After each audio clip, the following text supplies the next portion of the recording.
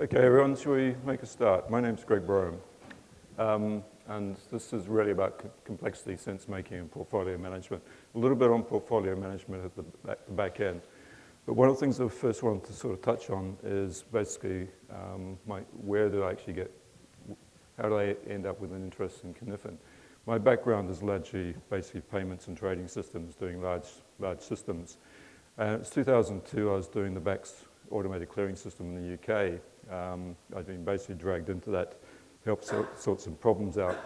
And there was a guy I had on the database team, a guy called Robin Geddes, and his brother Martin had actually worked with this guy called David Anderson. And he said, well, actually, you might be interested in this book, in software engineering. And that basically started my interest in theory of constraints.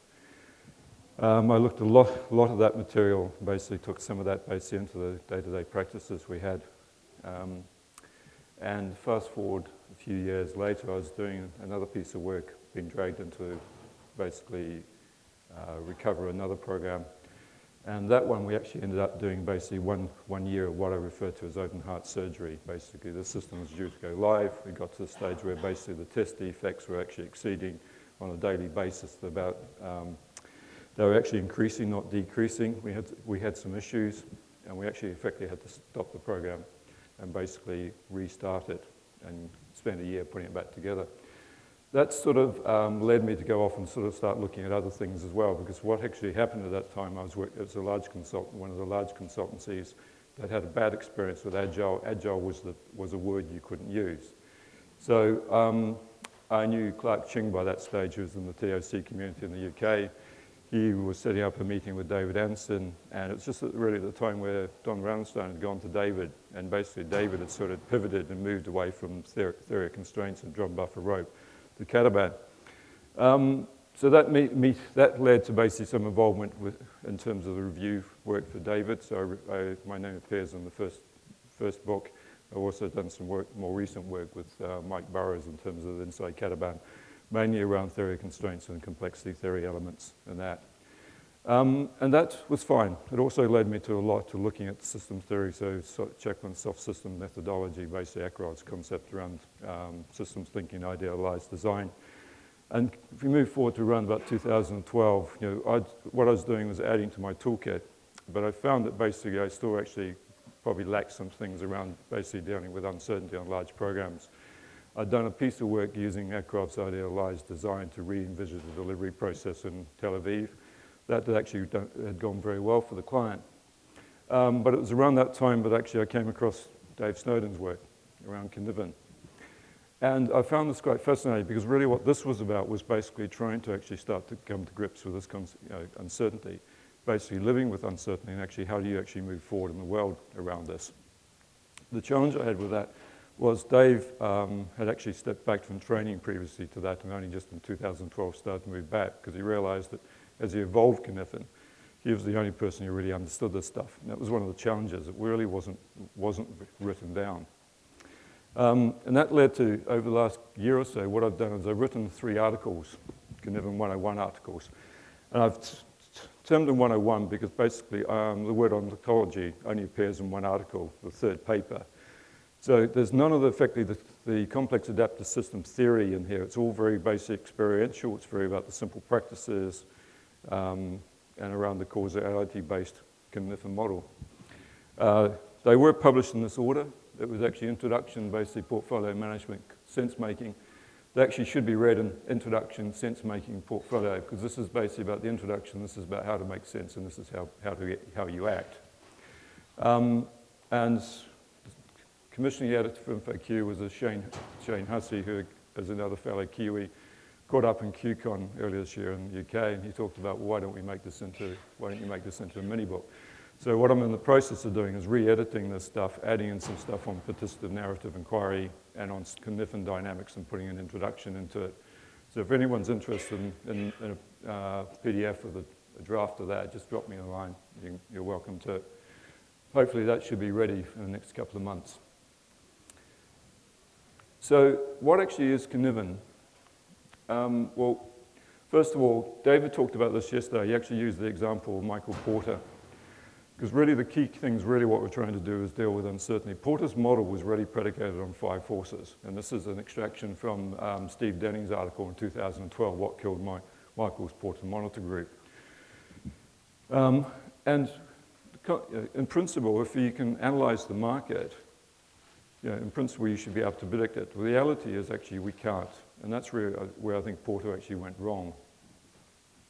I like these two quotes. Yubero basically being a baseball coach in the UK, so US. Yeah.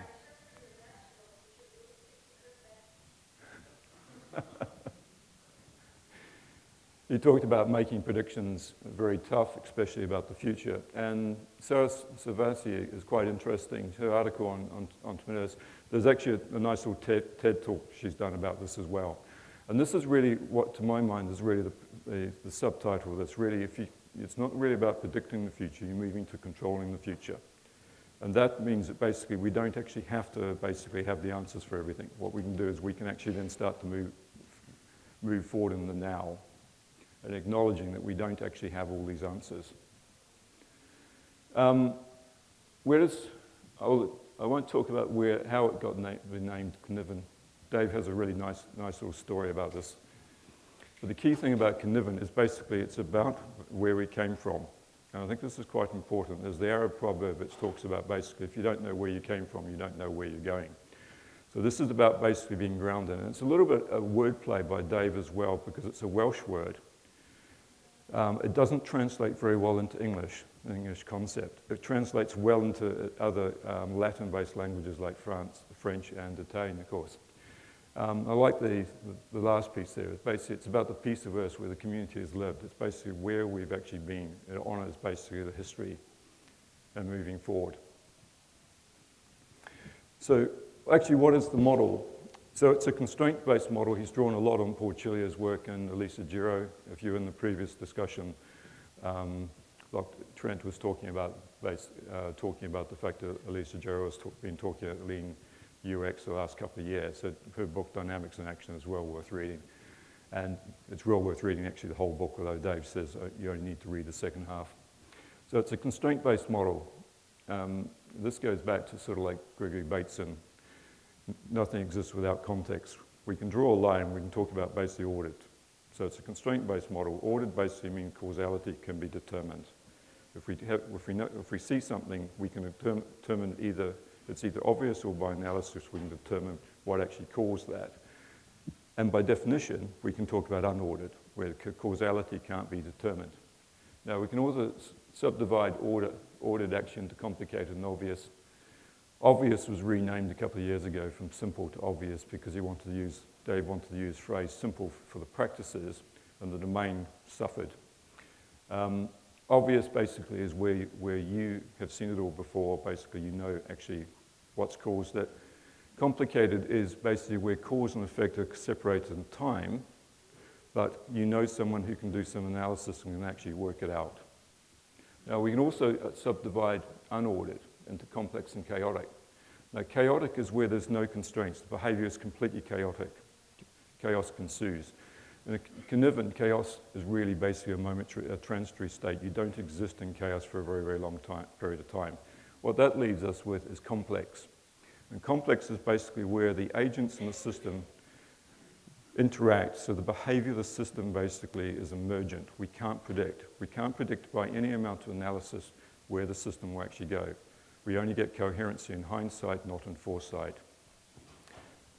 Now that leads basically to the Cynefin framework. And what you can see here in terms of obvious, basically what we end up with is how you actually operate on those domains. I should point out there's a fifth domain, which is disorder. And this is basically where you actually haven't categorized where you're actually operating at this point in time. So what this leads to is a series of basically approaches. If you're in the obvious domain, basically you can sense, categorize, respond. You've seen it before. All you need to do is work out where it's on that list. Right, that's what we do. Simple operated procedures. Complicated, you need to find someone who can actually do some degree of analysis. So you sense the environment, you go away, run some analysis, find someone who's an expert, and this is the domain of experts, and then you can actually work out what you want to do. Now, on the right-hand side, that's all effectively the domain of traditional sort of project management. You know, it should be basically, you should be able to work it out. And the engineering paradigms work very well in that sort of paradigm. As we move over to the left in the complex, because we can't determine what we talk about as the system being dispositional in nature, it has a propensity to go in certain directions, but we can't actually determine that in foresight. What we can do is we can probe the environment, sense what direction it's going in, and basically then respond to that. We can either amplify or dampen the system behavior if it's basically what we desire, what we don't desire. Chaotic, it's the domain of novel, so it's completely chaotic. All you want to do is act. You want to sense what actually that's done and actually respond. And I'll talk later on about Cynefin dynamics, how you can then think about moving dynamically between these domains to affect change. I put in known knowns, known unknowns, unknown unknowns, and unknowable. And people might recognize those, some quotes that Don Rummerson actually used some years ago. He actually got them from Dave, because Dave had been doing some work with DARPA in the US. I noticed that Patrick actually had this on his Discover Kanban, so it's about tying this stuff together. One little thing that's down here, this is, the model was drawn as a cliff. And really what this talks about was the fact that if you're in a simple domain, sorry, obvious, what you tend to do is you become complacent. So this is the old organizations that become complacent. They'll drift towards that cliff, and suddenly what they'll find overnight is they've actually ended up in a chaotic state. And the problem with chaos is this is manifest as a cliff. You can't move directly potentially from here to here. You can fall this way, but what you may then have to do is move yourself back up through here, back here into a controlled state. And that says the energy levels basically, so the time and the amount you actually to recover a system once you've actually failed is actually quite high.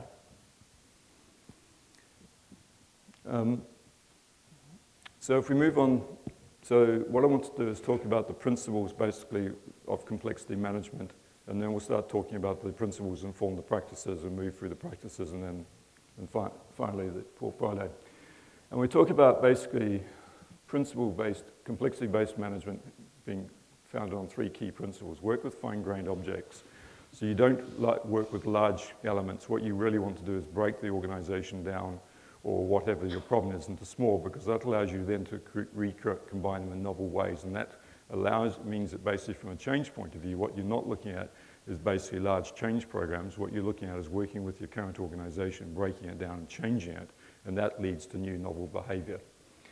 Distributed cognition, it's not about the privileged few, it's basically about engaging your whole workforce and bringing all the knowledge of the workforce basically to bear in the problem domain. And the other point is around disintermediation. And what disintermediation is, you typically, you bring a consultant and they'll go and basically run some business analysis, write a report, and they provide their view basically of what your people have been telling you probably for 6 months what you should have been doing, but you've just paid the consultant, so therefore you should now trust it. Disintermediation is about basically flattening that.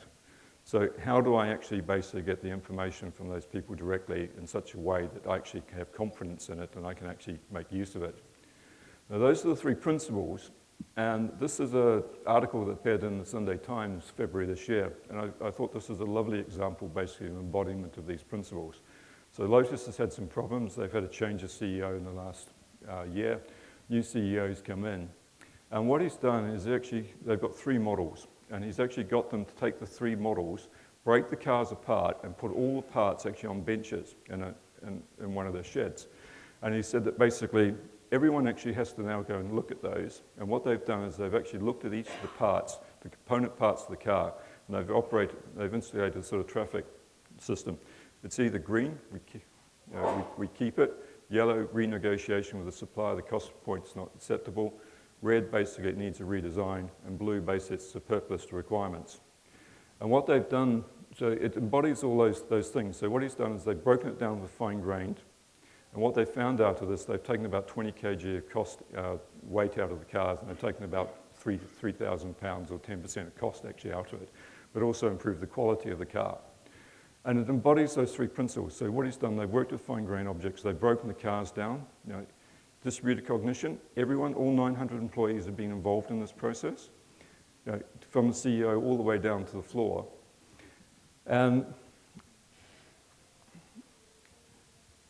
And they've done this last point around disintermediation. The CEO, because he was coming in, what this has allowed him to do is actually understand what the product is.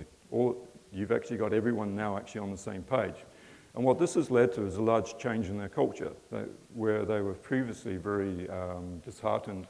They didn't really see where the future was. He's now got a very motivated workforce which understands what they need to do. They effectively have a large amount of work actually in their pipeline. They're looking at now actually rehiring people and starting 2 production lines. And Dave talks about a lot of CEOs getting complexity. They have an intuitive understanding. The problem I find, most project managers don't. If they've been dipped in PMI or Prince 2, they don't really have an appreciation of complexity, because what they want is they want certainty. They very much operate in an ordered space problem. And what Cynefin is about is bounded applicability. It's not about throwing your baby out with the bathwater. It's saying, actually, those practices work over here, but if we realize we're actually in a complex situation, what we need is a different set of practices. And it's those practices which I see as the benefit, and which I like having in the toolkit. Now, there's 3 guiding principles that inform the practices in addition to those key ones. And these are around groupthink, naivety, multi-hypothesis. This is around possibilities versus options, and oblique reality. Now, the groupthink, I like this quote. I've used this before. So this is Alfred Sloan. So the point about it is you want diversity. In VSM, they talk about diverse requirements. You want people basically debating things. You don't really want conformity, because otherwise what this leads to is basically, yes, and this is why you don't necessarily want a group basically of experts sitting in a room, because they'll basically self-enforce. You really want to bring some degree of naivety to that. And I think it was Roosevelt who used if he came across someone who he thought was quite interesting, he'd drag them from room to room, because they would provide an interesting insight, basically, on that. Dave talks about a nice example where they've used anthropology students to do an analysis, actually, of a hotel chain in the UK. And he said the chapter on mating habits in the kitchen was really good read. So you end up with some really interesting things. So what you want to do is you basically want to make sure that you don't just give it to that group of people. You want to actually bring people in. And there's a difference between naivety and stupidity. What you want is people who are competent in another domain but are not competent in this domain, because it brings a different aspect. And that ensures that basically you're you're stress testing your ideas, you're not getting conformity. Multi-hypothesis. Someone was talking yesterday about basically failure being instructive. I've used John Dewey here. It's America, and this is probably one of the best known American pragmatists. On the left, I borrowed these diagrams from Jake Bloom about now, next, not yet.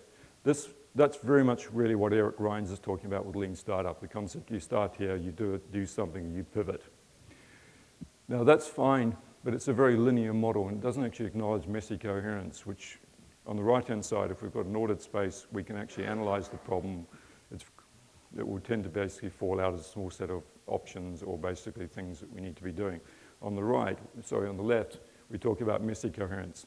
What we're looking for is if anyone can make a coherent argument from their perspective, then we should actually take value out of that. And that means that basically what we might end up with is we might end up with multiple things here we actually want to evaluate.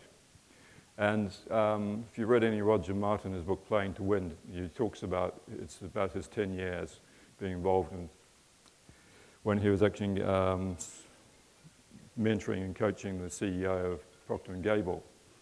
And what he talks about is a very linear process. It goes through very, very nicely, and then it gets to chapter 8 and it says, well, actually, that's complete bollocks. Actually, reality is rather messy, and it doesn't work that way. And what he advocates is very strongly is exploring all your possibilities. And what I mean by possibilities are these hypotheses. Because what we tend to do is basically tend to over-constrain it. We argue that the resource constraints mean that we actually need to collapse this down. We only have time and effort to do one example. That pushes us back over here. it becomes a linear process. Really, if you've got messy covariance, really what we want to look at doing is basically exploring as many things as possible as quickly.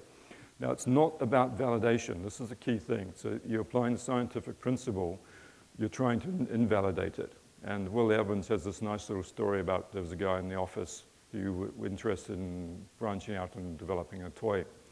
And he talked about leaving the job and doing this proof of concept and taking a few months. And from the conversation, what Will suggested to him was, well, why don't we do a paper prototype? The CEO's got a daughter, well, let's get him to bring his daughter in. And over the course of the 2 weeks, they validated the idea. What you're looking at doing is invalidating the idea, not substantiating, which doesn't necessarily mean you need to spend a lot of time and effort on that. And oblique reality. David talked about fitness criteria. These are the two things that Dave uses. Goodhart was actually involved in the Bank of England, and this is basically his observation around statistical regularities tend to collapse towards a point. So this is the point about people gaming the system. Stratham's restatement of that is when the measure becomes a target, it ceases to be a good measure. So this is one of the problems you get with key performance indicators, basically people game them. And the classic example is really what's happened with the National Health Service in the UK, where they move towards, well, you must see your patient, you must spend 15 minutes with your patient. It ends up with, if people are familiar with the concept of failure demand, John Seddon's idea, you actually end up basically people coming back because you can't actually address it in 15 minutes. And that's really what the lean communities really started to realize with Scrum. Fixed size things don't work, people just game the system. And that's really what, one of the values of Kanban. Acknowledges variability in the process is actually part of the process. It doesn't actually try and over-constrain the solution space around this. And of course, you see this with Apple. Apple don't basically they have targets and they monitor basically their performance, but really at the store level, really they use a net promoter score. They're using a pseudo, not direct measures actually to measure performance. And the example I typically use for this is sailing, because we have the concept of VMG. You can't sail directly upwind, you can only sail at an angle, therefore what we look at is basically the perpendicular, which is called velocity made good, the speed you're making towards the mark. But we don't give that to the helm, because the problem is the helm will game the system. What we do is we give them, reversely it's called a target. What we do is we extract from the velocity prediction programs, basically from this wind strength at this target, at this angle we should be making this boat speed. And most of that's now automated on most of the boats I race on, because we'll have race processes which are looking at this dynamically. And we're feeding a number back into the cockpit for the helm and for the trimmers. And that's the number we want them to play with. As a navigator, I don't tell them the VMG. We give them a pseudo measure. And that's one of the key things, is really basically trying to honor that principle of oblique reality. We don't really want to directly face people, because that basically allows them to actually start gaming. So, complexity practices, I'm going to talk about just 3 sets of these. There's a whole, one of the nice things I like about Cynefin is a whole set of practices you can use, and then you can just reassemble them. It's very much similar to really, Richard Federman talked about the fact that why he got a Nobel Prize was he had a better toolkit and a different toolkit than his colleagues, and that enabled him to actually have some insights which they didn't. These are 3. Participatory narrative inquiry, which is around establishing the issues. Sense making, which is around the contextualization, making sense of what's happening, and then basically the portfolio forms come at the end, basically about acting in this domain. So Antidote circles, this was the original work that Dave did drawing on anthropology. And what anthropologists have started to talk about, the fact that we're not human sapiens, we're human narrans, we're embedded in our language and our stories. And it's one of the reasons I sort of told the story at the front. Bateson talks about context as everything, nothing exists without context. We need the stories basically to define the organization. And antidotes are a nice way of actually extracting those, because the story actually has a beginning and theme, it goes on for a very long time. Antidotes are little snippets you tell people around the cooler. And they tend to be unguided, unguarded. As Oscar Wilde said, you give a person a mask, they'll tell you the truth. Really what you're looking at is it's an oblique approach to actually investigating an organization. And I've used this in enterprise architecture. The the practice in Cynefin really would be basically you get people in a room, you sit them down, and really what you're looking for is you just give them a feeder question, then you're actually allowing them to actually start talking and feeding off each other. Oh, that happened the other day. This is really what I thought was going on. You're looking at catching this information and also then looking at letting them self-score that. So you're honouring an oblique approach and disintermediation. So that you're not bringing an expert in to effectively go through and run a series of questionnaires which may be pretty biased in terms of their outcome, and you're not getting them to reinterpret the information for you. So I find that quite useful. Sense making, this operates, so this is basically having established the issues. Now I've said you can use antidote circles. If you're doing this to actually trying to work out where you should be going with the program, you could maybe use the issue logs or risk logs from the existing program if you're doing a review process. I've found that useful in the past. Now, sense making can be done at 3 levels, at the individual, group, and community levels. Individual is just really about categorization. All this is about basically is the fact that we're using a very Cynefin in a very contrived way just to basically say which domain actually is this problem in. So therefore, how should we actually respond? And Jake Bloom's got a nice little blog he wrote a year or so ago on this. Kim Balstrad, who's the Agile lead for Telstra in Australia, she has a nice example of this. What she does, she's actually given the project managers little prompts around obvious, complicated, and complex, because what she was finding was everyone was going, well, you've got to be in our meeting, you've got to help us actually scope this, work this problem out. What you want is some simple questions, basically, to enable them to actually understand when they need to engage you and because not everything sits up in here. A lot of what you do on a day-to-day basis will be over here. Remember what I said, it's about the bounded applicability. If it's here, you've got existing practices. Here, basically, maybe you need to do something new. Use one of these Cynefin practices. And once you realize what you're in, basically, then you can respond in an appropriate way. Now, this is where you start getting some real value. This is contextualization versus categorization. So this is where the data precedes the model. Now, it's not as scary as it sounds. Really what it's about is basically using exemplars. We've seen it before, you know what to do. You know someone who might know. There's competing hypotheses about what's happening, and there's no structure, everything's chaotic. What you're looking for is you're using those basically to take your issues, and basically it's here. It might be a little bit there, a little bit there, a little bit over there. You're placing it with respect to these 4 corners. And what you find is actually the groupings of these will then actually start to define the boundaries that will actually come out of the groupings. So Jim Benson was talking about affinity mapping. You're taking the issues, you're starting to group them. This is basically doing that. And that's, so the framework actually comes out of it. And this is complex facilitation, so it's a little bit different from Agile because what you're not doing is you're not actually leading them through the process. What you're doing is you're giving them just enough structure so that the people basically engage and can actually make progress. And only if they start veering off do you sort of just nudge them back. You don't, when you're doing a Cynefin engagement, you don't give them 4 hours basically of lectures and then find a workshop. What you're doing is you're giving them 15 minutes saying, well, actually, what we're now going to do is contextualize your issues. Here's the piece of paper, this is really what I want you to do. It's 5 to 10 minutes, and then you effectively take them through this. Dave talks about the scaling, you run these, a group wants to be maybe 7 or 12, that's that sort of number. He's talked about actually where they run about 300, so what they do is they have tables, and then people basically monitoring the tables, and people monitoring the tables to get the scalability. Because really what you're looking for is the insights that come out of this. So, you end up with groupings over here, which you'll know what to do. What you're looking for is some of the complex stuff out of here, which will then start to drive where actually you may want to run some experiments. But it's also one of the few things that I find which actually embodies Acroft's concept of adaptive logic. So this goes back to Peirce's concepts of induction, deduction, and abduction. Gary Klein's intuition in the workplace. And this is why it's very important you do it with the people. It's not about bringing expensive external consultants in. It's very much about engaging your people and letting them come up with these ideas.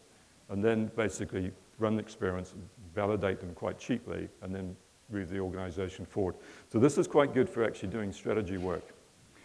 Now, where Dave's going with this basically is then starting to do, well, actually, that's fine at the group level.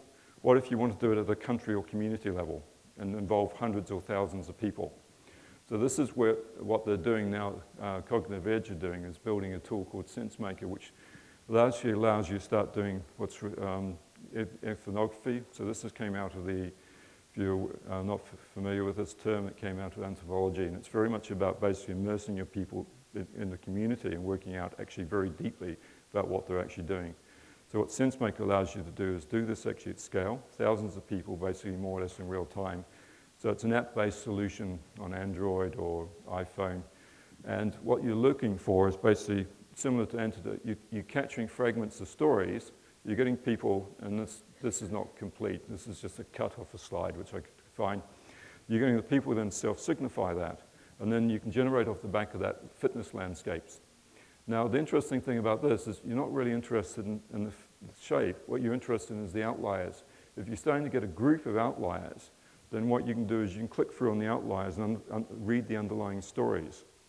And Dave talks about an example of the Australian Army. It had been leaned, and they had been deployed into the Australian desert. And they were doing one of these exercises, and one of the things that were coming up a lot was the fact that everyone was having to go out the back and dig a hole. And when they looked into this, what it found out was that because they'd been leaned, the latrines didn't actually come in at the same time. The latrines got flown in sometime after they got deployed.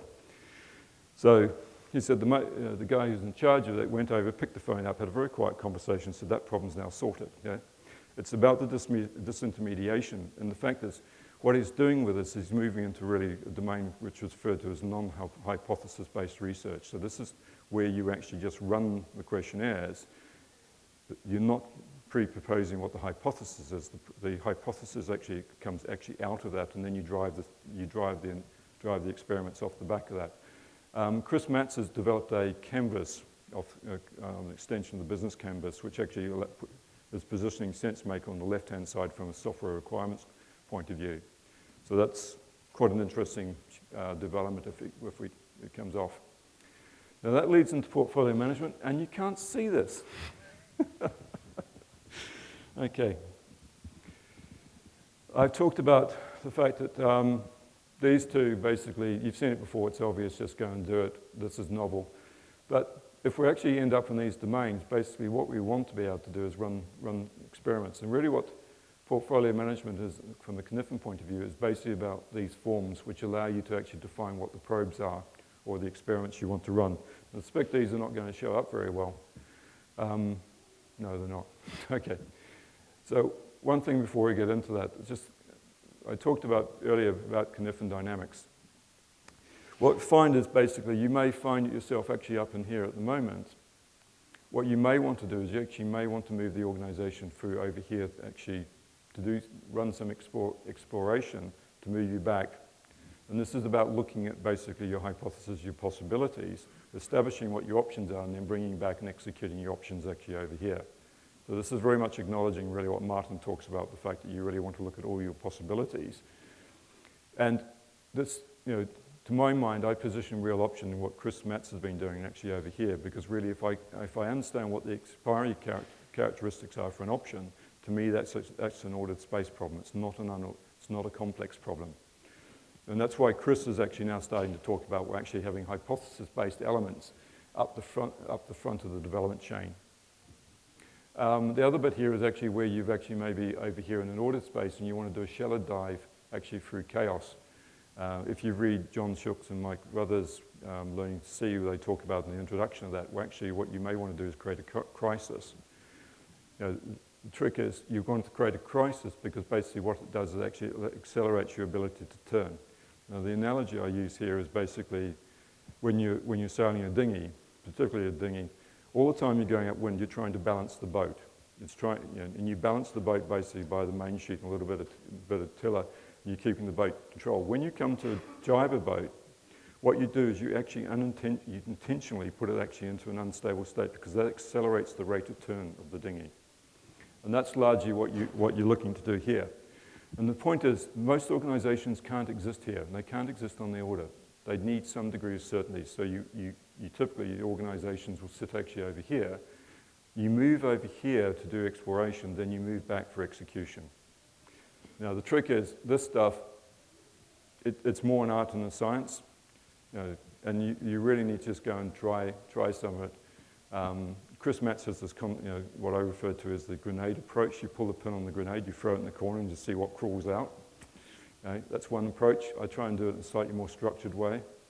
You try and maybe take them over here, run some sense making and try and work out what are their problems and what are their potential hypotheses, what would we like to do, and only really do you want to take them there.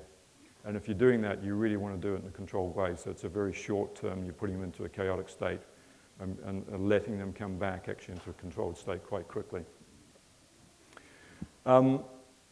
These will be in the PDF, but really all this is basically about is acknowledging, there's two of these, complex and complex. You can see really it's just really about explaining what's actually the idea over here, what's your approach, what experts are you going to engage, what's your justification. And because this is actually in ordered space, you're looking for dates and looking for the review process. So this shouldn't be very different to really what you'd expect, really. It's just a variation on what you probably do now. The difference really is here in complex, because what we're talking about is basically a description of what we want to run as an experiment. And this is, why is it coherent? Why does someone actually think that actually has value actually investing in this? And I think there's a great book, Simple Habits for Complex Times, which has just got published earlier this year, which was written by a couple of New Zealanders. And it talks about basically how, in very simple language, how this all sort of comes together. They talk quite elegantly about it. They don't use a lot, there's no complexity language in that. They did introduce Cynefin in the second chapter, and then they actually just talk about, well, actually, how do you set these things up? Because really what you want to do is you want to basically, in addition to these things, signs of success and failure, amplification, dampening, you also want to think about what your constraints and your selection criteria are. Because if it's messy and you want to run multiple of these, you want to acknowledge the constraints of the organization. You may only have a certain amount of time, budget constraints, stuff like that, which need to come into bear, which are not really addressed on these forms. And then, if you can, why do you think this is oblique? And why is it naive? These are really just prompt questions to help you think about actually what would be appropriate to actually do over there. Now, there's one other aspect to this. Because I talked about basically, this is experiments. What we need to do is review the experiments. Simon Rushdie talks about, it's a nice little quote, that if an idea actually has value, an idea will actually stand on its own 2 feet. Any idea that has no value and can't actually stand up to review basically shouldn't be considered. So this is really about that messy coherence. It's basically about the people justifying why we should actually put some stuff in it, because we're not taking them at face value, we're stressing this. And the practice here is ritual dissent, which Dave sort of pinched from the Australian Aborigines, I believe. And the idea is similar to Vincent Walsh's professor of neuroscience at UCL, University College London. And he talks about this concept of trashing, the fact that we're actually too nice to each other. We're not rigorous enough. Now, ritual dissent is basically a way of doing reviews in an objective way. So the idea is that basically one person will present to a group of people, they then turn around or they adopt a mask, and that group of people destroy or pull it apart. It's not about being nice and telling what that you like, it's about telling what you don't like. And you may, in a workshop, go through that loop 2 or 3 times. And what that allows you to do is you're getting an objective review of your proposals, and they can come together very, very quickly.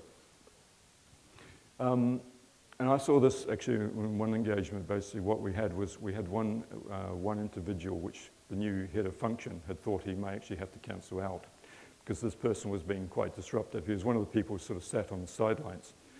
And we ran this exercise, and what actually happened was he engaged in it, and what he talked about were actually, if that's the case, if you're doing that, you're proposing that, I buy him, I accept it.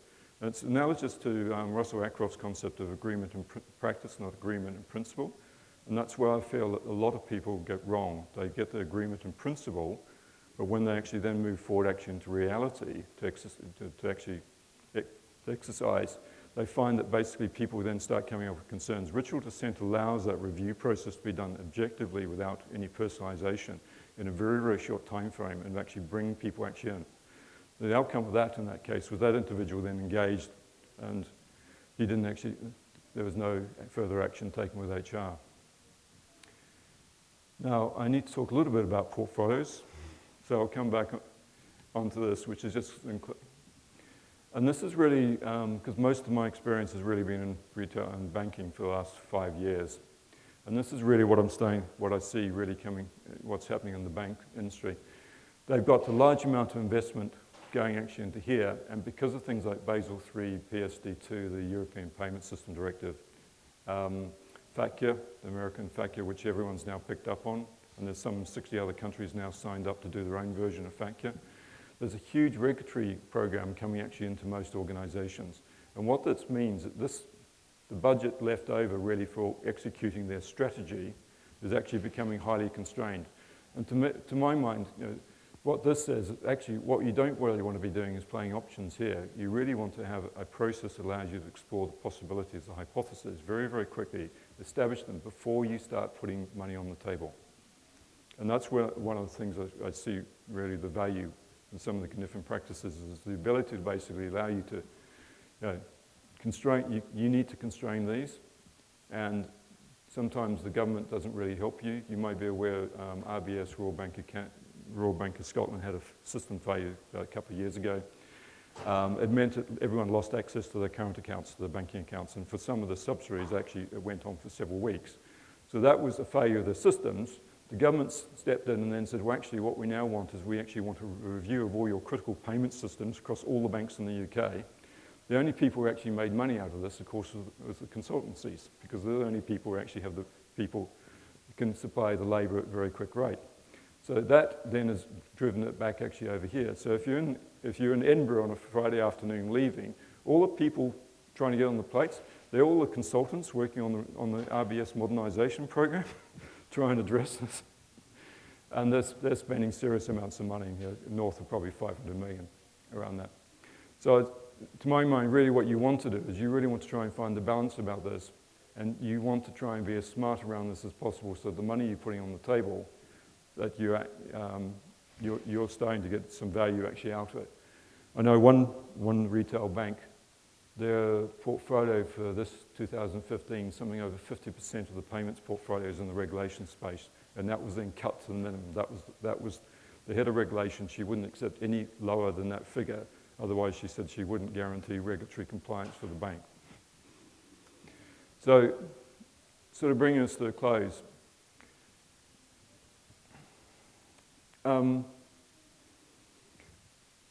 I've talked about Simple Habits from Complex Times being quite a good book. It talks about, well, actually, really what you want to do is define your direction, knowledge your constraints. You want to explore the possibilities and the hypotheses which are prior to your options. Options are things that actually you have an understanding about expiry. You really want to be moving into the exploration, pre-hypothesis, hypothesis space, because that largely allows you to actually do this very, very quickly.